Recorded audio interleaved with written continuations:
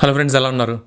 ఈ వీడియోలో మనం ఎన్పిఎస్ వర్సెస్ యూపీఎస్ స్కీమ్స్లో గవర్నమెంట్ ఎంప్లాయీస్కి ఏది బెటర్ అవుతుందన్నది అర్థం చేసుకునే ప్రయత్నం చేద్దాం విత్ క్యాలిక్యులేషన్స్.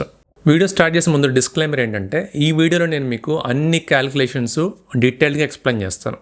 అంటే మీకు ఎంత పెన్షన్ వస్తుంది, ఎంత లంసమ్గా వస్తుంది, మంత్లీ ఎంత వస్తుంది, ఒకవేళ పెన్షనర్ చనిపోతే ఎలా వస్తుంది పెన్షన్, ఇవన్నీ ఎక్స్ప్లెయిన్ చేస్తాను. కానీ ఈ వీడియోలో క్యాలిక్యులేషన్స్లో చూపించే అమౌంట్ చూసి మీకు ఏ స్కీమ్ బెటర్ అవుతుంది అన్నది డిసైడ్ అయిపోద్దు.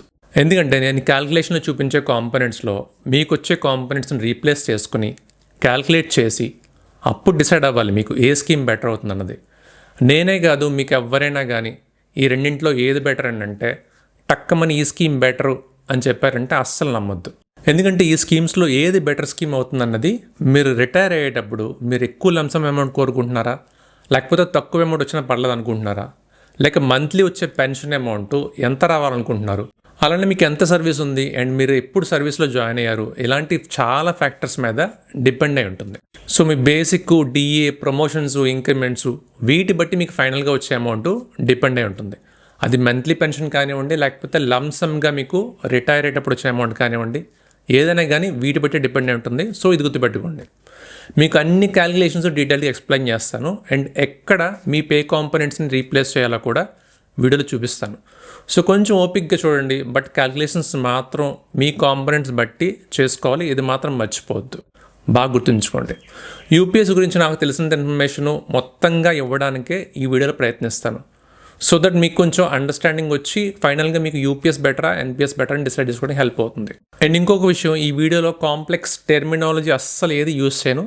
సింపుల్గా డబ్బుల పరంగా మాట్లాడుకుంటే ఏ స్కీమ్లో ఎంత అమౌంట్ వస్తుంది అన్నదే బండగా మాట్లాడుకుందాం. సో డబ్బులే మన మెయిన్ ప్రయారిటీ. సో మీరు రిటైర్ అయిపోయిన తర్వాత ఎందులో ఎంత డబ్బులు వస్తాయి అని తెలుసుకోవడమే ఈ వీడియోలో మన మెయిన్ టార్గెట్. అండ్ నా రిక్వెస్ట్ ఏంటంటే కొంచెం ఎఫర్ట్ పెట్టండి, ఎందుకంటే ఒక్కసారి మీరు డిసైడ్ చేసుకునేదే ఫైనల్ అయిపోతుంది. మళ్ళీ స్కీమ్ మార్చుకోవడానికి అసలు ఏమీ మళ్ళీ మీకు ఉండదు. సో అందుకని కొంచెం కేర్ఫుల్గా అర్థం చేసుకొని మీ కాంపోనెంట్స్తో రీప్లేస్ చేసుకొని డిసైడ్ చేసుకునేలాగా ట్రై చేయండి. సో ఇప్పుడు మెయిన్ క్యాలిక్యులేషన్స్ చూసేద్దాం. ఇప్పుడు ఒకసారి యాక్చువల్ క్యాలిక్యులేషన్స్ మాట్లాడుకుందాం. ఇదంతా కూడా మన అజంప్షన్ బేస్డే. మీకు ఎక్స్ప్లెయిన్ చేస్తాను ఒకటి స్టెప్ వైజ్గా, కాబట్టి అర్థం చేసుకునే ప్రయత్నం చేయండి. ఎక్కడ కన్ఫ్యూజ్ అవ్వద్దు. అర్థం కాకపోతే 1-2 సార్లు వెనక్కి వచ్చి చూసి అర్థం చేసుకోవడానికి ట్రై చేయండి. ఇక్కడ మనకి ఎలా ఎక్స్ప్లెయిన్ చేస్తానంటే, మీకు ఫస్ట్ యూపీఎస్ క్యాలిక్యులేషన్ చూపించేస్తాను. ఇది యూపీఎస్ది. నెక్స్ట్ మీకు ఎన్పిఎస్ చూపిస్తాను. ఎన్పిఎస్లో ఎంత పెన్షన్ వస్తుంది అంటే కమ్యూటెడ్ ఎంత వస్తుంది అంటే ఏంటంటే మీరు రిటైర్ అయిపోయిన తర్వాత లంసమ్ వచ్చే పోర్షన్ కమ్యూటెడ్ పోర్షన్ అంటాం కదా.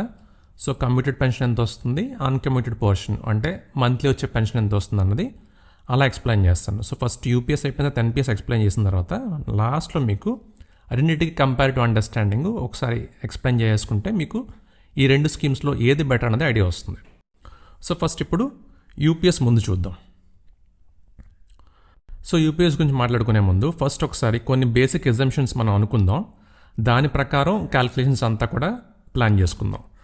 సో ఇక్కడ details of pay components at the time of retirement అంటే మీరు రిటైర్ అయ్యేటప్పటికి బేసిక్ కాంపోనెంట్ కానీ డిఏ కాంపోనెంట్ కానీ ఎంతెంత ఉండొచ్చు అన్నది ఇక్కడ రఫ్గా ఎస్టిమేట్గా నేను తీసుకున్నాను.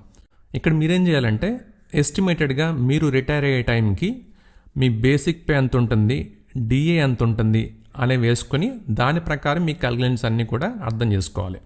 ఎందుకంటే ఈ క్యాలిక్యులేషన్స్లో ఇక్కడ నేను చూపించిన అమౌంట్ ప్రకారం ఎన్పిఎస్, యూపీఎస్లో ఒక స్కీమ్ బెటర్ అవ్వచ్చు. బట్ మీ పే కాంపోనెంట్స్ వేసిన తర్వాత ఆ క్యాలిక్యులేషన్లో ఆ అనాలిసిస్ మారిపోవచ్చు. సో నా సజెషన్ ఏంటంటే ఫస్ట్ మొత్తం క్యాలిక్యులేషన్ అంతా అర్థం చేసుకోండి. అర్థం చేసుకున్న తర్వాత మీ పే కాంపోనెంట్స్ని రీప్లేస్ చేసి ఒకసారి క్యాలిక్యులేట్ చేసుకున్న తర్వాత అప్పుడు మీకు కరెక్ట్ పిక్చర్ వస్తుందన్నమాట. ఎన్పిఎస్ బెటర్ అవుతుందా, యూపీఎస్ బెటర్ అవుతుందా, ఎన్పిఎస్లో అయితే మీకు ఎంత పెన్షన్ వస్తుంది, యూపీఎస్లో అయితే ఎంత పెన్షన్ వస్తుంది అన్నది క్లియర్గా అర్థమవుతుంది. సో ఫస్ట్ ఇక్కడ మనం అజంప్షన్ బేస్డ్ కాబట్టి ఫస్ట్ బేసిక్ పే రిటైర్ అయ్యే టైంకి ఇక్కడ గుర్తుంచుకోండి, details of pay components at the time of retirement. నేను ఇప్పుడున్న పే కాంపోనెంట్స్ మాట్లాడట్లేదు, రిటైర్మెంట్ అప్పుడు ఏ పే కాంపోనెంట్స్ ఉంటాయో వాటి గురించి మాట్లాడుతున్నాను, ఎందుకంటే మనకి అవే important. So basic pay retire అయ్యే టైంకి సపోజ్ ఎక్స్ అనే మాట్లాడుకుందాం ఈ ఎగ్జాంపుల్ అంతా కూడా. So X basic pay retire అయ్యే టైంకి 1 lakh ఉంది. డిఏ 55%. సో ప్రజెంట్ ఉన్న డిఏ పర్సంటేజ్ నేను తీసుకున్నాను. సో బేసిక్ ప్లస్ డిఏ కలుపుకుంటే ఎంత అవుతుంది, 1,55,000. సపోజ్ ఎక్స్ మొత్తంగా 25 ఇయర్స్ ఆఫ్ సర్వీస్ కంప్లీట్ చేస్తాడని అనుకుందాం. అజంప్షన్ ఇది కూడా. ఇక్కడ ఏ కాంపనెంట్ అయినా కానీ అజంప్షనే. మీ పే కాంపనెంట్స్తో రీప్లేస్ చేసుకుని, మీ సర్వీస్ కాంపనెంట్తో రీప్లేస్ చేసుకుని క్యాల్కులేషన్ని మళ్ళీ మీరు రివైజ్ చేసుకోవాలి. అప్పుడే మీకు కరెక్ట్ క్యాల్కులేషన్స్ వస్తాయి, డెసిషన్ కూడా కరెక్ట్గా ఉంటుంది. ఎందుకంటే మనం ఒక్కసారి ఎన్పిఎస్ని కానీ యూపీఎస్ని కానీ చూస్ చేసేసుకున్న తర్వాత మళ్ళీ వెనక్కి వెళ్ళడానికి లేదు. అందుకని మీకు మళ్ళీ స్పెసిఫై చేస్తున్నాను. మీ పే కాంపనెంట్స్ని రీప్లేస్ చేసుకొని దాన్ని బట్టి మీకు ఏది బెనిఫిషియల్ అవుతుందనేది మీరు చూస్ చేసుకోవాలి. సో ఫస్ట్ ఇప్పుడు పే కాంపనెంట్స్ వచ్చేసాయి కాబట్టి మనం ఫస్ట్ పెన్షన్ క్యాల్కులేషను యూపీఎస్ స్కీమ్లో చూస్తున్నాం కదా. సో యూపీఎస్ స్కీమ్లో మీకు ఎష్యూడ్ పెన్షన్ ఎంత వస్తుంది? ఎష్యూడ్ పెన్షన్ అంటే నథింగ్ బట్ మంత్లీ పెన్షన్ అనమాట. మంత్లీ పెన్షన్, ఎష్యూడ్ పెన్షన్ ఎంత మీకు? 50% of average basic pay of last 12 months. ఇక్కడ బేసిక్ పే ఎంత ఉంది మనకి? 1 lakh అనుకున్నాం కదా at the time of retirement. So last 12 months కూడా 1 lakh ఉందని అజ్యూమ్ చేసుకుందాం, ఎందుకంటే క్యాల్కులేషన్స్కి ఈజీగా ఉంటుంది కాబట్టి. సో ఇష్యూడ్ పెన్షన్ ఎంత వస్తుంది? 50% ఆఫ్ యావరేజ్ బేసిక్ కాబట్టి మనకి ఈ 1 lakhలోని 50% nothing but 50,000. So next dearness relief, nothing but DA అని అంటాం కదా, రిటైర్ అయిపోయిన తర్వాత డియర్నెస్ రిలీఫ్ అని అంటారు. సో డియర్నెస్ రిలీఫ్ ఎంత వస్తుంది మనకి? 55% ఆన్ ఎష్యూడ్ పెన్షన్. ఈ డియర్నెస్ రిలీఫ్ మీకు ఎష్యూడ్ పెన్షన్ మీద వస్తుంది, అలానే ఫ్యామిలీ పెన్షన్ మీద కూడా వస్తుంది. సో అదంతా మనకి 55% ఆన్ ఎష్యూడ్ పెన్షన్. ఎష్యూడ్ పెన్షన్ ఎంత వచ్చింది మనకి? 50,000 కదా. సో దాని మీద 50% అంటే 27,500. సో మంత్లీ మీకు యూపీఎస్ స్కీమ్లో మొత్తంగా ఎంత వస్తుంది? ఇక్కడున్న ఈ 1,55,000 మీ బేసిక్ ప్లస్ డిఏ అనుకుంటే 77,500 మీకు మంత్లీ రిటైర్ అయిపోయిన తర్వాత యూపీఎస్ స్కీమ్లో ఎవ్రీ మంత్ వస్తుందన్నమాట. సో ఇది అయిపోయింది కదా. మంత్లీ పెన్షన్ ఎంత తెలిసిపోయింది మీకు? 77,500. ఎప్పుడు?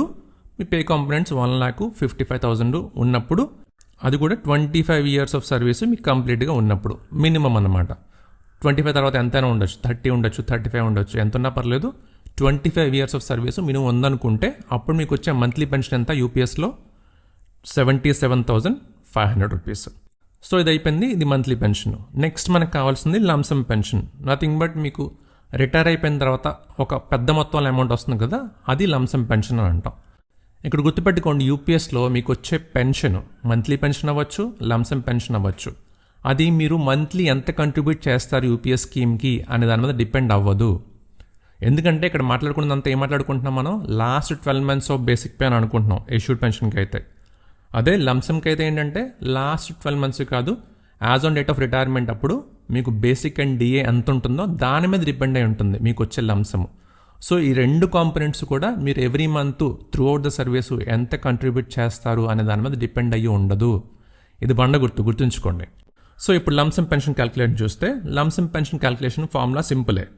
1/10 of basic and DA as on date of retirement. అంటే మీరు రిటైర్ అయ్యే టైంకి as on date basic and DA ఎంత ఉంటుందో దానిలో 1/10 పోర్షన్ తీసుకొని దాన్ని మల్టిప్లై చేయాలి. ఎంతతో మల్టిప్లై చేయాలి? Number of years of service in terms of 6 months.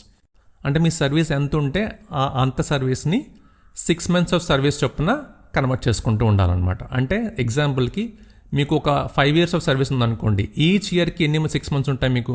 2 6 months కదా. సో 5 years ఆఫ్ సర్వీస్ ఉంటే 5 into 2, సో 10. అలానే ఇక్కడ 25 years ఆఫ్ సర్వీస్ కాబట్టి 25 into 2, నథింగ్ బట్ 50 అనమాట. సో మనం ఇక్కడ చూసుకుంటే 1/10 ఆఫ్ బేసిక్ అండ్ డిఏ, అంటే బేసిక్ అండ్ డిఏ మనకి ఎంత ఉన్నాయి? 1 lakh ప్లస్ డిఏ ఎంత? 55,000 కదా. సో దీనిలో మనకి 1/10 ఎంత అవుతుంది? 15,500. సో ఇది ఇంటూ మనకి ఎంత చెప్పాను మీకు? 25 years ఆఫ్ సర్వీస్ కదా, ఇంటూ మనం ఈచ్ ఇయర్ని 6 months ఆఫ్ సర్వీస్లో కన్వర్ట్ చేసుకోవాలి. సో ఈచ్ ఇయర్కి మల్టిప్లై చేసుకోవాలనుకుంటే 2 కదా, కాబట్టి ఫ్యాక్టర్ 2 అవుతుంది. సో మొత్తంగా 15,500 ఇంటూ 25 into 2 అంటే మీకు ఎంత అవుతుంది? 7,75,000 మీకు లంసమ్గా వస్తుంది. అంటే రిటైర్ అయిన తర్వాత మీకు వచ్చే పెద్ద మొత్తం ఉంటుంది కదా, ఆ మొత్తం అంతా 7,75,000. అర్థమైంది కదా మీకు? యూపీఎస్లో కూడా 2 కాంపనెంట్స్ వస్తాయి, మంత్లీ ఒకటి వస్తుంది, అలానే లంసమ్గా అంటే కొంచెం పెద్ద మొత్తం రిటైర్ అయిపోయిన వెంటనే వస్తుంది. సో ఈ కాంపనెంట్ అంటే మంత్లీ కాంపనెంట్ మీ రిటైర్ అయిపోయిన దగ్గర నుంచి ఎవ్రీ మంత్ వస్తుంది. ఇది మాత్రం రిటైర్ అయిపోయిన తర్వాత 1 time పేమెంట్. సో ఇది యూపీఎస్లో క్యాల్కులేషన్. ముందనుకున్నట్టు ఇక్కడ ఇంపార్టెంట్ పాయింట్ ఏంటి? Pension under UPS does not depend on the accumulated corpus as long as higher lump sum is not opted. అంటే మీరు యూపీఎస్లో ఎవ్రీ మంత్ ఎంప్లాయీ కాంట్రిబ్యూషన్ ఉంటుంది, ఎంప్లాయర్ కాంట్రిబ్యూషన్ ఉంటుంది. Employee 10% of basic and DA contribute చేస్తే employer 18.5% of basic and DA contribute చేస్తారు. But ఫైనల్గా మీకు వచ్చే యూపీఎస్ పెన్షన్, అది లంసమ్ పెన్షన్ అవనివ్వండి, మంత్లీ వచ్చే పెన్షన్ అవనివ్వండి, అది మీరు ఎవ్రీ మంత్ మీరెంత కంట్రిబ్యూట్ చేస్తారు, ఎంప్లాయర్ ఎంత కంట్రిబ్యూట్ చేస్తారు అనే దాంతో అస్సలు సంబంధం లేదు. ఇది ఇంపార్టెంట్ పాయింట్. నెక్స్ట్ మీకు ముందు చెప్పినట్టే ఎజంప్షన్స్ ఏం తీసుకున్నాం మనం, బేసిక్ 12 months పాటు కూడా సేమే ఉంది త్రూ అవుట్ అని అనుకున్నాం. ఎందుకంటే ఏ క్యాలిక్యులేషన్ తీసుకున్నాం, అది ఎష్యూడ్ పెన్షన్కి 50% of last 12 months average basic పై తీసుకోవాలి కదా. అప్పుడు తీసుకున్నప్పుడు ఎజంప్షన్ ఏంటి, ఫస్ట్ వన్ అనమాట.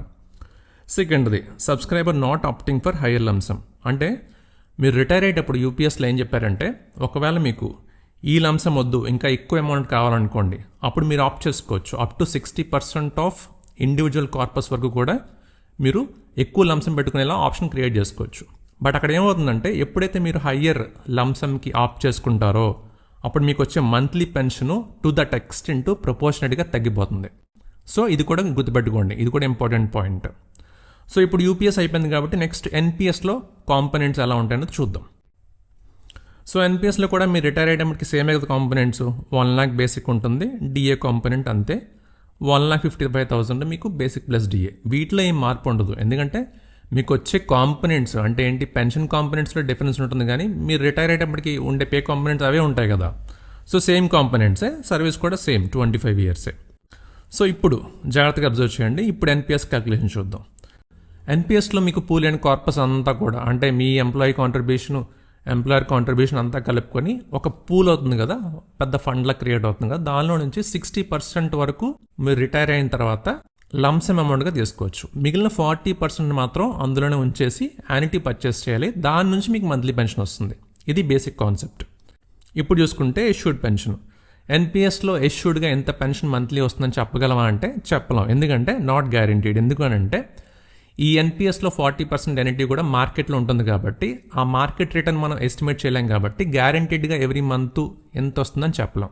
బట్ ఇక్కడ నేను ఏం మెన్షన్ చేస్తాను, మీకు మినిమం 25,000 వస్తుందని రాశాను. క్యాలిక్యులేషన్ మీకు కింద చూపిస్తాను. అలానే నెక్స్ట్ ఎన్పిఎస్లో మీకు dearness relief, nothing but DA, retire అయిపోయిన తర్వాత ఏమైనా వస్తుందా అంటే మనకి యూపీఎస్ స్కీమ్లలాగా ఎన్పిఎస్లో డియర్నెస్ రిలీఫ్ కానీ డిఏ కానీ ఏం ఉండదు. సో అందుకనే dearness relief not applicable. So monthly pension ఏంటనుకున్నాం మనం దీని ప్రకారం. సో డియర్నెస్ రిలీఫ్ ఎలానో లేదు కాబట్టి మీకు ఎష్యూర్డ్ పెన్షన్ ఎంత వస్తుందని అంటున్నాను ఇక్కడ నేను, 25,000 ఇంచుమించుగా వస్తుంది అంటున్నాను కదా. సో ఆ 25,000 ఇక్కడ మంత్లీగా మీకు వస్తుందన్నమాట ఎన్పిఎస్లో. ఇక్కడ 25,000 ఎలా వచ్చిందని క్యాలిక్యులేషన్ మీకు చూపిస్తాను. ఫస్ట్ అందాక గుర్తుంచుకోండి 25,000 మాత్రమే వస్తుందని. ఇక్కడ క్యాలిక్యులేషన్స్ మళ్ళీ మారుతాయి, మీ కాంపోనెంట్స్ బట్టి ఒకలా ఉంటుంది, నేను ఇక్కడ ఎజ్యూమ్ చేసుకున్న కాంపోనెంట్స్ బట్టి ఒకలా ఉండొచ్చు. నేను అన్నాను కదా మీకు ముందు, మీ కాంపోనెంట్స్ రీప్లేస్ చేసుకుంటూ క్యాలిక్యులేట్ చేసుకుంటే అప్పుడు మీకు ఎన్పిఎస్లో ఎంత పెన్షన్ వస్తుంది ఎవ్రీ మంత్, యూపీఎస్లో ఎంత పెన్షన్ వస్తుంది, అలానే లంసమ్ కాంపోనెంట్స్ రెండు స్కీమ్స్లో ఎలా వస్తున్నాయి అన్నది మీకు అర్థమవుతుంది. So monthly pension not guaranteed, but మనకి 25,000 వరకు వచ్చింది అనుకున్నాం కదా. క్యాలిక్యులేషన్ చూద్దాం కిందన. Next lump sum pension. నేను ముందన్నాను కదా మీకు లంసమ్ పెన్షన్ ఎంత వస్తుంది, మీకు పూల్ ఉన్న దానిలో నుంచి 60% వరకు లంసమ్ పెన్షన్గా తీసుకోవచ్చు. ఇక్కడ నేను ఎంత అంటున్నాను, లంసమ్ పెన్షన్ 90 lakhs. సో దీనికి కూడా క్యాలిక్యులేషన్ చూద్దాం. సో ఇప్పుడు ఎన్పిఎస్లో మనకి ఏం కావాలి, యూపీఎస్లో అయితే మీకు లాస్ట్ 12 months బేసిక్ పేను, అలానే రిటైర్ అయ్యేటప్పటికి ఉండే బేసిక్ అండ్ డిఏ కాంపోనెంట్స్ తెలిసిపోతే అక్కడ మీకు లంసమ్ కాంపోనెంట్ వచ్చేస్తుంది, మంత్లీ వచ్చే పెన్షన్ కూడా తెలిసిపోతుంది. బట్ ఎన్పిఎస్లో అలా కాదు, మీకు ఎవ్రీ మంత్ ఎంత కంట్రిబ్యూట్ చేస్తున్నారు, అంటే ఎంప్లాయీగా మీరు ఎంత కంట్రిబ్యూట్ చేస్తున్నారు, ఎంప్లాయర్ ఎంత కంట్రిబ్యూట్ చేస్తున్నాడు అనేది పూల్ చేసుకుంటేనే టోటల్గా మీరు రిటైర్ అయ్యే డేట్కి ఎంత కార్పస్ పూల్ అయింది అన్నది అర్థమవుతుంది. దాన్ని బట్టి క్యాలిక్యులేషన్స్ ఉంటాయి. ఎందుకంటే నేనేం చెప్పాను మీకు ముందు, 60% ఆ పూల్లో నుంచి మీకు లంసమ్గా విత్డ్రాల్ వస్తుంది, ఆ పూల్లో నుంచి 40% మీకు పెన్షన్గా వస్తుంది ఎవ్రీ మంత్. సో ఆ పూల్ అమౌంట్ అర్థం చేసుకోవడానికి కొన్ని అజంప్షన్స్ తీసుకున్నాను. సో అజంప్షన్స్ ఏంటంటే, మనకి ఇక్కడ 2 అమౌంట్స్ తెలియాలి. ఏంటి అని అంటే, మీ బేసిక్ అండ్ డిఏ మీరు సర్వీస్ స్టార్ట్ చేస్తున్నప్పుడు ఎంత ఉంది అని కూడా తెలియాలి, అలానే రిటైర్ అయ్యే టైం వరకు కూడా ఎంత ఉందో తెలియాలి. అప్పుడే కదా మీకు మీ సర్వీస్ స్టార్ట్ చేసిన దగ్గర నుంచి కూడా ఎవ్రీ మంత్ మీ కాంట్రిబ్యూషన్ ఎంత, ఎంప్లాయర్ కాంట్రిబ్యూషన్ ఎంత అనేది రఫ్గా క్యాలిక్యులేట్ చేసుకోవడానికి మనకి ఐడియా వస్తుంది. సో అందుకని ఇక్కడ నేనేం చేశానంటే, assume average basic pay and DA of 80,000 per month at the beginning of service. అంటే ఎక్స్ అనేవాడు సర్వీస్ స్టార్ట్ చేస్తున్నప్పుడు 80,000 పర్ మంత్ వాడి బేసిక్ అండ్ డిఏ ఉందని అజ్యూమ్ చేసుకున్నాను. ఇక్కడ కూడా అంతే, మళ్ళీ మీరు 80,000 ఇప్పుడు ఉంటే ఈ సర్వీసు అంటే సర్వీస్ ఎండ్ అయ్యే టైంకి 1,55,000 ఉంటుందా సార్ అని అంటే అది ఎగ్జాక్ట్గా చెప్పలేం. కానీ ఏంటంటే ఇక్కడ ఎగ్జాంపుల్ తీసుకుంటే మీకు మాత్రం ఏం చెప్పాను, మీరు ఇక్కడ 80,000 కాకుండా సపోజ్ మీకు 60,000 స్టార్ట్ చేస్తారనుకోండి బేసిక్ అండ్ డిఏ, ఇక్కడ మీరు 60,000 ఎంటర్ చేసుకోవాలి. సపోజ్ మీ ఎస్టిమేషన్ ప్రకారం 60,000తో మీరు స్టార్ట్ చేసి అంటే 60,000తో మీ బేసిక్ అండ్ డిఏ మీ సర్వీస్ స్టార్ట్ అయినప్పుడు ఉండి మీకు రిటైర్ అయ్యే టైంకి ఇక్కడ సపోజ్ 1,80,000 వస్తుందని అనిపించింది అనుకోండి బేసిక్ అండ్ డిఏ, అంటే మీ క్యాల్కులేషన్ ప్రకారం. ఎందుకంటే మీకు చాలా ఉంటాయి కదా, మధ్యలో మీకు ఇంక్రిమెంట్స్ ఉంటాయి, ప్రమోషన్స్ ఉంటాయి, మధ్యలో పే కమిషన్స్ వచ్చే ఛాన్స్ ఉంటుంది. ఇవన్నీ చూసుకుంటే మీరు సర్వీస్ స్టార్ట్ చేసినప్పటికీ బేసిక్ అండ్ డిఏ ఎంత ఉంటుంది, రిటైర్ అయ్యే టైంకి బేసిక్ అండ్ డిఏ ఎంత ఉండొచ్చు అన్నది ఎగ్జాక్ట్గా ఎవరో చెప్పలేరు. కాబట్టి అజంప్షన్స్లో మీకు ఎంత అనిపిస్తుందో అక్కడ వేసుకోండి, మీకు స్టార్ట్ చేసినప్పుడు ఎంత ఉందో ఇక్కడ వేసుకోండి, దాని ప్రకారం మీరు క్యాలిక్యులేట్ చేసుకోవాలి. ఇక్కడ నేనేం చెప్తున్నానంటే నా క్యాలిక్యులేషన్ ప్రకారం అంటే నా అజంప్షన్ ప్రకారం ఇక్కడ 80,000 పర్ మంత్తో స్టార్ట్ చేశాడు అనుకుందాం, 1.55 lakh రిటైర్ అవుతున్నాడు అనుకుందాం. సో ఇప్పుడు ఎన్పిఎస్కి ఎంతెంత కాంట్రిబ్యూట్ చేస్తున్నాడు ఎంప్లాయీ అండ్ ఎంప్లాయర్ అనేది చూద్దాం. సో ఎంప్లాయీ కాంట్రిబ్యూషన్ ఎంత మనకి ఎన్పిఎస్లో 10%, ఎంప్లాయర్ కాంట్రిబ్యూషన్ ఎంత 14%.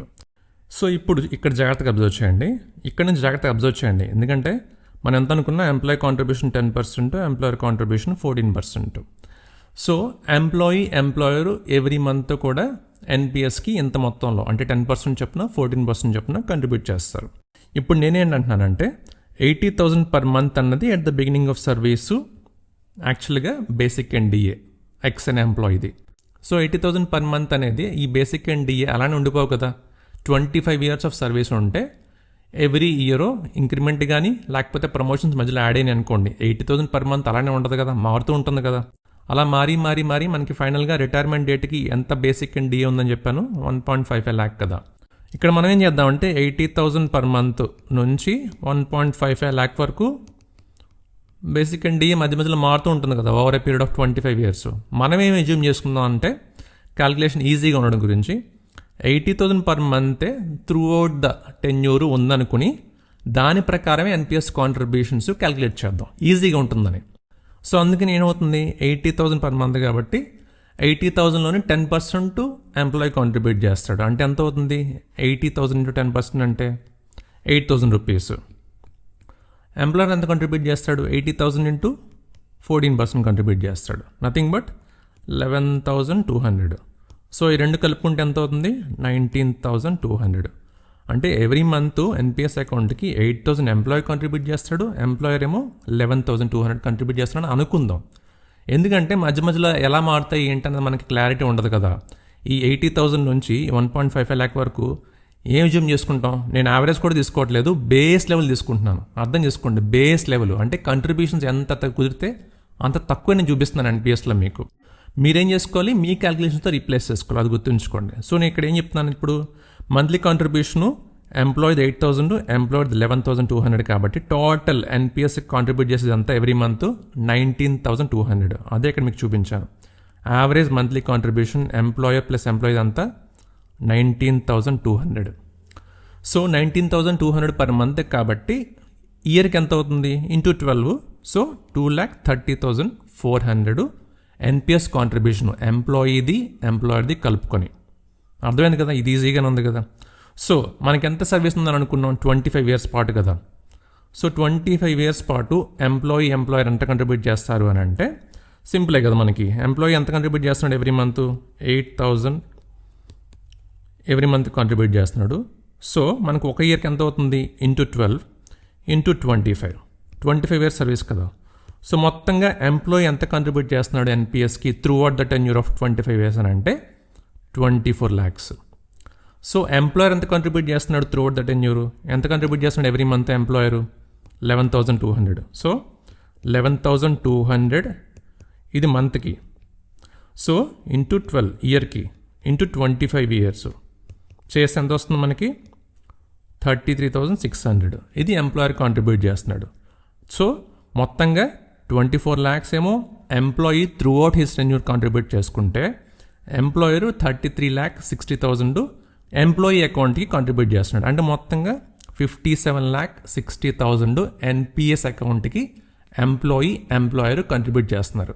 ఇది ఎలా వచ్చింది? Every month 10% of basic and DA employee contribute చేస్తుంటే 14% of basic and DA employer contribute చేస్తాడు.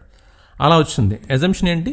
మనకి throughout the tenure 80,000 basic and DA ఉందని అనుకుంటే, మధ్యలో మారితే కానీ అవన్నీ తీసుకోలేదు. నేను బేస్ కాంపనెంట్ తీసుకున్నాను. అంటే ఇది ఇంకా ఎక్కువే ఉంటుంది కానీ తక్కువ ఉండదు. అది అర్థం చేసుకోండి. నేను చాలా మినిమల్గా తీసుకుంటున్నాను ఎజంప్షన్స్ కూడా. సో ఎక్స్ అనే ఎంప్లాయీ ఎన్పిఎస్ అకౌంట్లో రిటైర్ అయ్యే డేట్కి ఎంత పూల్ అయింది కార్పస్ మొత్తం? 57,60,000. సో ఈ 57,60,000 అలానే ఉండిపోదు కదా. ఎవ్రీ ఇయర్ మన ఎన్పిఎస్లో డిపాజిట్ చేస్తామంటే ఎంతో కొంత ఇంట్రెస్ట్ యాడ్ అవుతూ, ఎందుకంటే అది మార్కెట్లో ఇన్వెస్ట్ చేస్తారు కాబట్టి దాని నుంచి ఎంతో కొంత రిటర్న్ జనరేట్ అవుతుంది కదా.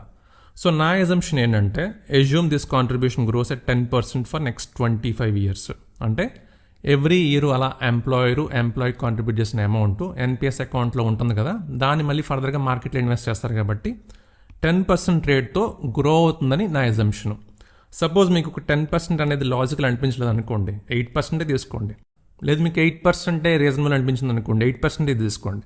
లేదు మీకు 12%తో గ్రో అవుతుందని అనిపించింది అనుకోండి, 12% కన్సిడర్ చేయండి. అలా మీకు నెక్స్ట్ 25 years పాటు కన్సిడర్ చేయాలి. ఇక్కడ మీరు ఫ్యూచర్ వాల్యూ క్యాలిక్యులేట్ చేసుకోవాలి. ఎంత రేట్ తీసుకుంటే అంత రేట్తోని 25 years పాటు ఫ్యూచర్ వాల్యూని క్యాలిక్యులేట్ చేసుకోవాలి. ఫ్యూచర్ వాల్యూ క్యాలిక్యులేటర్స్ ఉంటాయి కదా, దాన్ని బట్టి క్యాలిక్యులేట్ చేసుకోవచ్చు. అది ఈజీనే. దాని ప్రకారం మీకు ఇక్కడ వాల్యూ వస్తుంది అనమాట. ఎంత మార్కెట్ వాల్యూ ఆఫ్ కార్పస్ అన్నది. అంటే ఇక్కడున్న ఈ కార్పస్ పూల్ ఎంతవరకు గ్రో అయింది, ఇక్కడ మీరు తీసుకున్న ఈ 10%, 8%, 15% అనేది 25 years పాటు కన్సిడర్ చేస్తే nothing but future value of your money, your pool money అనమాట. సో నేను ఎలా తీసుకున్నాను, మీకు ఇక్కడ 57,60,000ని 10% రేట్తో గ్రో అవుతుంది అనుకుంటే 25 years పాటు, అప్పుడు మార్కెట్ వాల్యూ ఎంత ఉండొచ్చు రిటైర్మెంట్ డేట్కి అంటే 2,26,59,161. ఇక్కడ నేను తప్పు అయి ఉండొచ్చు, ఎందుకంటే నేను ఇక్కడ 10% తీసుకున్నాను. మీరు 8% తీసుకుంటే మీకు వాల్యూ మారుతుంది. లేదు 15% తీసుకున్నారనుకోండి, వాల్యూ ఇంకోలా వస్తుంది. మీరు ఎలా క్యాలిక్యులేట్ చేసుకోవాలంటే, ఎవ్రీ ఇయర్ వచ్చిన కాంట్రిబ్యూషన్ ఉంటుంది కదా ఎంప్లాయీని, ఆ ఇయర్ కాంట్రిబ్యూషన్ని మీరు నెక్స్ట్ 25 years మీ సర్వీస్ ఉందనుకోండి, 25 years పాటు గ్రో అవుతుంది అనమాట. అదే సెకండ్ ఇయర్ కాంట్రిబ్యూషన్ అనుకోండి, 24 years పాటు గ్రో అవుతుంది. అలా మీరు క్యాలిక్యులేట్ చేసుకోవాలి ఫ్యూచర్ వాల్యూని. బట్ డోంట్ వరీ, నేను ఎక్సెల్ షీట్లో ఇస్తాను క్యాలిక్యులేషన్ అంతాను. సో దట్ మీరు వాల్యూ ఎంటర్ చేయగానే మీకు ఆటోమేటిక్గా 25 years పాటు కానీ, లేదా మీ సర్వీస్ ఎంత ఉంటే అంతవరకు మీకు ఫ్యూచర్ వాల్యూ క్యాలిక్యులేట్ చేసేసుకుని ఇచ్చేస్తుంది అదే. సో దాని ప్రకారం ఆ వాల్యూ ఇక్కడ ఎంటర్ చేసుకోండి. ఇక్కడ మన ఎజంప్షన్ ప్రకారం ఏంటి, 57,60,000 పూల్ అనుకుంటే అది 10% రేట్తో గ్రో అవుతుంది అనుకుంటే 25 years తర్వాత కార్పస్ వాల్యూ ఎంత ఉంటుంది అని అంటే 2,26,00,000 ఉంటుందని ఎజంప్షన్. ఓకేనా? ఒకసారి అంతా ఎరేస్ చేస్తాను, మళ్ళీ మీకు ఈజీగా ఉంటుంది కదా అర్థం చేసుకోవడానికి. ఒక్క నిమిషం వెయిట్ చేయండి. సో ఓకే, ఇప్పుడు మనకి ఏమొచ్చింది, కాంట్రిబ్యూషన్ ఫస్ట్ క్యాలిక్యులేట్ చేస్తాం. నెక్స్ట్ ఈ కాంట్రిబ్యూషను 10% రేట్తో గ్రో అవుతుందని అనుకుంటే 25 years తర్వాత వాల్యూ ఆఫ్ కార్పస్ ఎంత, మార్కెట్ వాల్యూ 2,26,00,000 అనుకుందాం. బట్ నేను మాత్రం ఏమనుకుంటున్నానంటే 57,60,000 కాదు, అలానే 2,26,00,000 కూడా కాదు. మిడిల్లో నేను ఎజ్యూమ్ చేసుకుంటున్నాను 1.5 crore వరకు మాత్రమే వస్తుంది కార్పస్ వాల్యూ అని ఎజ్యూమ్ చేసుకున్నాను. ఇది ఇంకా తక్కువ అమౌంట్, ఎందుకంటే డెఫినెట్గా ఇంకా ఎక్కువే వస్తుంది మార్కెట్లో ఉన్నప్పుడు. బట్ మన క్యాలిక్యులేషన్ గురించి నేను కొంచెం మీడియంగా తీసుకున్నాను కాబట్టి 1.5 crore మాత్రమే అనుకుందాం. దాని ప్రకారం చూసుకుంటే మీకు ఏం చెప్పాను ఇంతకుముందు, 60% మీకు లంసంగా వస్తున్నాను. 60% ఎంత మీకు ఈ కార్పస్ ఎంత 1.5 crore అనుకుంటే 60% నథింగ్ బట్ 90 lakhs మీకు రిటైర్ అయ్యే టైంకి లంసమ్ అమౌంట్గా, అంటే మొత్తంగా పెద్ద మొత్తం వస్తుందన్నమాట. నెక్స్ట్ బ్యాలెన్స్ 40% అంటే ఎంత, 1.5 crore 40% అంటే 60 lakhs. ఈ 60 lakhs మాత్రం యానిటీ పర్చేస్ చేయాలి. సో ఆ యానిటీలోంచి మీకు ఎవ్రీ మంత్ పెన్షన్గా ఇష్యూ చేస్తారు. ఇక్కడ మీరు అబ్జర్వ్ చేస్తే మన అజంప్షన్స్ అన్నీ కూడా చాలా బేస్ లెవెల్ తీసుకున్నాం. ఎందుకంటే ఇక్కడ ఫస్ట్ అజంప్షన్ మనం తీసుకున్నది ఏంటి, 80,000 per month basic and DA throughout the tenure consider చేసాం. అది అలానే ఎక్కువే ఉంటుంది, బట్ మనం తక్కువే కన్సిడర్ చేసాం. అండ్ ఇంకొక పాయింట్, ఇక్కడ కాంట్రిబ్యూషన్స్ మొత్తం కలుపుకొని త్రూ అవుట్ ఎంత వచ్చింది మనకి, 57,60,000. అది మనకి గ్రో అవుతుంది 10%. 10% అనేది మరీ నేను టూ మచ్ ఏంటంటారు దాన్ని, ఆపర్చునిటిస్టిక్గా కన్సిడర్ చేసుకుని చేయలేదు. 10% అనేది రీజనబుల్గా తీసుకున్నా. 15% తీసుకుంటారు కొంతమంది, బట్ అలా తీసుకోలేదు. 10% అనేది మీడియం, ఎట్టి పరిస్థితుల్లో 10% మినిమం రిటర్న్ అనేది మినిమం వచ్చేస్తుంది. సో దాని ప్రకారం చూసుకున్నప్పుడు 2.26 crore వరకు ఎన్పిఎస్లో పూల్ తాలూకా వాల్యూ ఉంటుంది as on date of retirement అనేది వస్తుంది. బట్ నేను అది కూడా తీసుకోలేదు, అక్కడ కూడా తగ్గించేసాను. ఎంత తీసుకున్నాను అక్కడ మీకు 1.5 crore వెళ్తుంది, అంతకు మించి వెళ్ళదని నిజం చేసుకున్నా. అంటే మీరు అబ్జర్వ్ చేయండి, ఎన్పిఎస్లో నేను అన్నీ కూడా తగ్గించే తీసుకున్నాను. కాంపనెంట్స్ ప్రకారం కానీ మార్కెట్ వాల్యూ కానీ అన్నీ తగ్గించేసాను. తగ్గించిన మీకు ఎంత వస్తుంది, మినిమంలో మినిమం లంసం ఎంత వస్తుంది మీకు 90 lakhs రిటైర్ అయ్యే టైంకి పెద్ద మొత్తంలో వస్తుంది. నెక్స్ట్ ఎన్ఐటీ 60 lakhs కూడా మీరు ఏం చెప్పాను మీకు ఎన్ఐటీలో ఇన్వెస్ట్ చేయాలని చెప్పా కదా. ఎన్ఐటీలో ఇన్వెస్ట్ చేస్తే దాని నుంచి మీకు ఎవ్రీ మంత్ పెన్షన్ వస్తుంది. సో ఇప్పుడు ఫైనల్ థింగ్ అబ్జర్వ్ చేయండి, జాగ్రత్తగా అబ్జర్వ్ చేయండి, ఇది మాత్రం చాలా ఇంపార్టెంట్. ఇప్పుడు మంత్లీ క్యాష్ ఇన్ఫ్లో మనకి ఎన్పిఎస్లో ఉంటే మీరు ఎంత వస్తుంది అని అంటే, ఫస్ట్ది పెన్షన్ ఫ్రమ్ యాన్యుటీ అంటే ఏంటి, ఈ 60 lakhs నుంచి 60 lakhs మనకి ఎన్పిఎస్లో ఉంటుంది కదా, దాని నుంచి 5% పర్ యానమే వస్తుందని అనుకుంటే చాలా తక్కువ అమౌంట్. 5% నేను అజ్యూమ్ చేసుకున్నాను, చాలా తక్కువ ఇది. 5% మాత్రమే వస్తుంది పర్ యానం అని అనుకుంటే, సో 60 lakhs మీద 5% అంటే ఎంత అవుతుంది, 60 lakhs ఇంటూ 5% అంటే ఎంత అవుతుంది మీకు 3 lakhs ఇయర్లీ. సో మంత్లీ ఎంత అవుతుంది బై 12 కదా, అంటే 25,000. సో 25,000 అంటే యాన్యుటీ నుంచి మంత్లీ వచ్చే పెన్షన్ ఎంత మీకు, అంటే ఎన్పిఎస్ నుంచి వచ్చే పెన్షన్ ఎంత 25,000. ఇది కాకుండా మీ దగ్గర ఎంత అమౌంట్ ఉంది, పూల్ అమౌంట్ అంటే లంసమ్గా వచ్చిన అమౌంట్ 90 lakhs ఉంది కదా.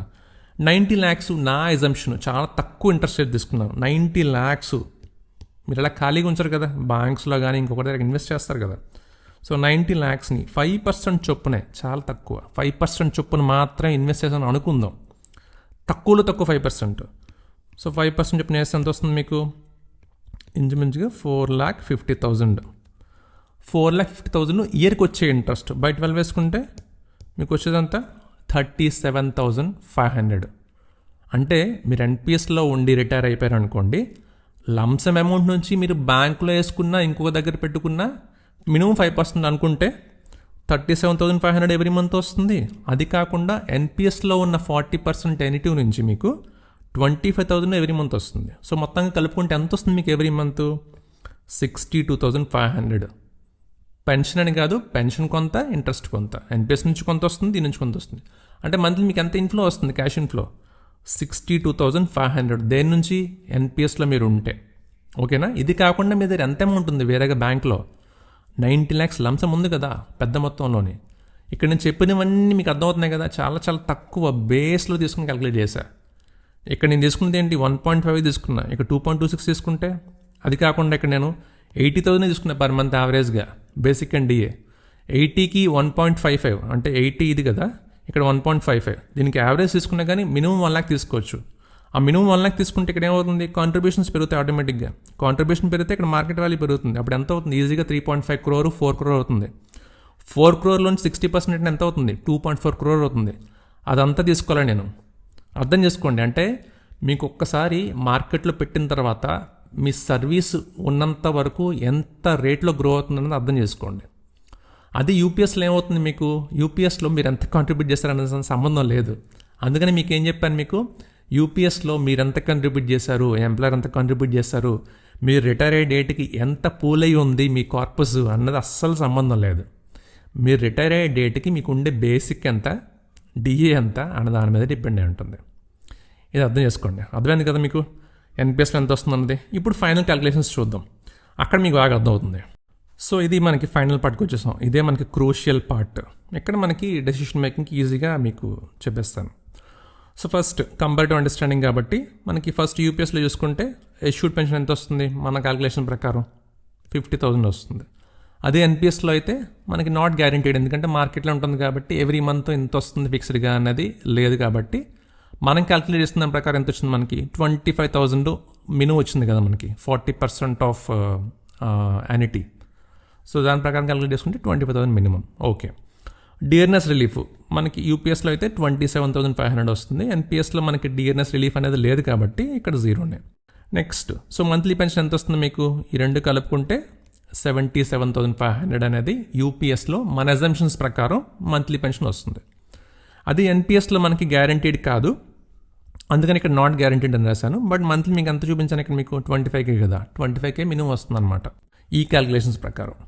అదే నెక్స్ట్ లంసమ్ పెన్షన్ చూసుకుంటే దీనిలో మీకు 7,75,000 మాత్రమే వస్తుంది. ఎన్పిఎస్లో అయితే మనం మాట్లాడుకునే క్యాలిక్యులేషన్స్ ప్రకారం 90 lakhs వరకు వస్తుంది.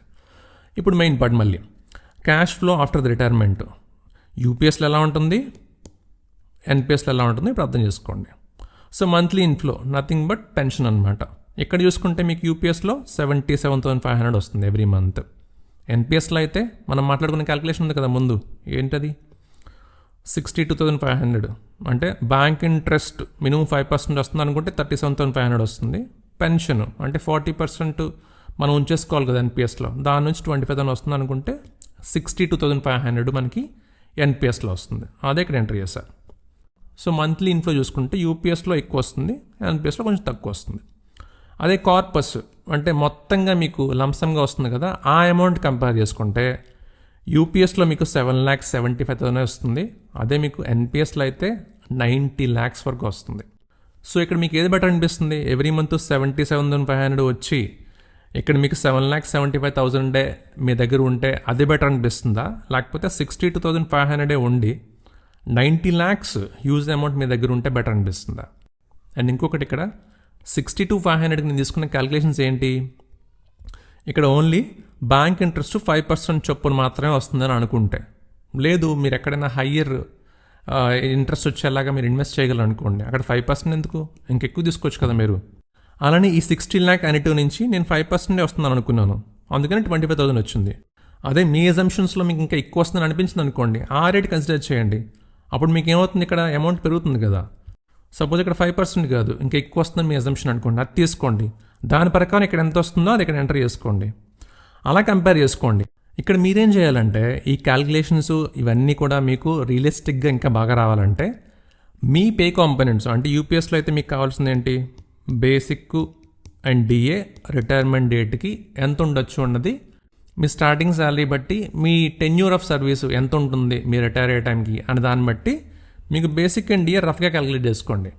దాన్ని బట్టి మీకు ఏంటి యూపీఎస్లోని మంత్లీ పెన్షన్ ఎంత, కమ్యూటెడ్ పోర్షన్ ఎంత అన్నది ఇక్కడ మీకు తెలుస్తాయి అన్నమాట. అలానే ఎన్పిఎస్లో ఏం చేస్తారు, ఎన్పిఎస్లో కూడా అంతే. మీరు ఏం చేయాలి ఎన్పిఎస్లో మనకి ఏంటి మెయిన్ థింగ్, మనకి కార్పస్ ఎంత పూల్ అవుతుందని తెలియాలి కదా. కాబట్టి ఏంటంటే ఎంప్లాయీ కాంట్రిబ్యూషన్ మీరు స్టార్ట్ చేసిన దగ్గర నుంచి మీ ఎంత సర్వీస్ ఉంటే అంతవరకు అప్రాక్సిమేట్గా ఎవ్రీ మంత్ ఎంత ఉండొచ్చు అన్నది అది తీసుకుని దాన్ని మీ సర్వీస్తో మల్టిప్లై చేసుకుని టోటల్గా employee corpus pool find out చేయండి. ఎంప్లాయర్ది కూడా అంతే కదా 14%, అది కూడా అంతే. త్రూ అవుట్ ద టెన్యూరు ఎంతెంత పెరగచ్చు మీది, ఇంక్రిమెంట్ అవ్వచ్చు, ప్రమోషన్ అవ్వచ్చు, దాన్ని కన్సిడర్ చేస్తూ ఎంప్లాయర్ కాంట్రిబ్యూషన్ ఎంత ఉంటుంది అనేది ఫైండ్ అవుట్ చేసుకుని ఈ రెండు కలుపుకొని దాని ప్రకారం ఇది మీరు డెరైవ్ చేసుకోండి. అలా నేను మీకేమంటున్నానంటే మీ కాంపోనెంట్స్ ఇన్కార్పొరేట్ చేసుకొని మీ అజంప్షన్స్ తీసుకొని చేసుకుంటే క్యాలిక్యులేషన్స్ ఇక్కడ వాల్యూస్ ఇంకా పర్ఫెక్ట్గా మీకు డెసిషన్ మేకింగ్ హెల్ప్ అవుతాయి. ఇక్కడ నేనేం చేసుకున్నాను, కొన్ని అజంప్షన్స్ తీసుకొని కొంత రేట్తోనే గ్రో అవుతుందన్న లెక్కలో మీకు క్యాలిక్యులేషన్ అంతా చూపించాను.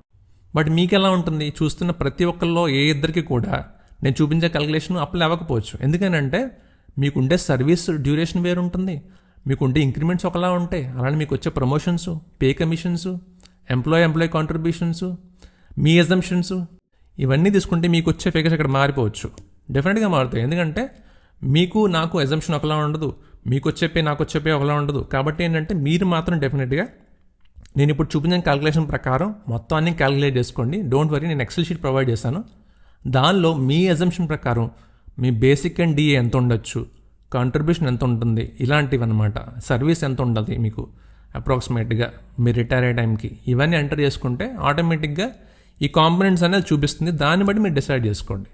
ఇక్కడ నేను ఎన్పిఎస్ బెటరా యూపీఎస్ బెటరా అని స్పెసిఫిక్గా వన్ షాట్ ఆన్సర్ నేను చెప్పలేను. ఎందుకంటే ప్రతి ఒక్కరికి వాళ్ళ ప్రయారిటీస్ మారిపోతాయి. సపోజ్ ఇక్కడ యూపీఎస్లో చేసుకోండి ఫ్యామిలీ పెన్షన్ ఉంది, ఎన్పిఎస్లో ఫ్యామిలీ పెన్షన్ లేదు.